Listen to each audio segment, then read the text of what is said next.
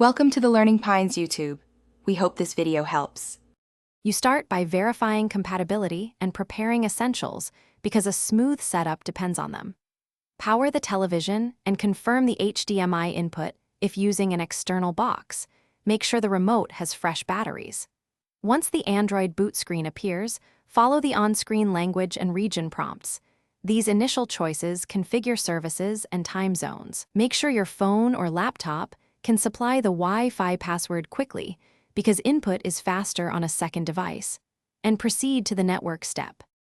Now you connect the TV to the internet and link your Google account so apps and preferences sync. Select your Wi-Fi network and enter the password. Choose 5 GHz for lower latency when possible.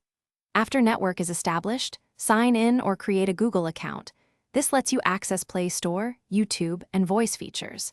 Make deliberate choices for location and privacy settings, and enable automatic updates so the system stays secure. Once done, the system will prepare apps and services in the background. Finish by customizing the home screen and installing the apps you need so navigation is efficient. Open the Play Store to add streaming services, then test video playback and casting from your phone to confirm both network and account are working. Make sure the remote's microphone and batteries function for voice search. If you hit a problem, reboot the TV and router first.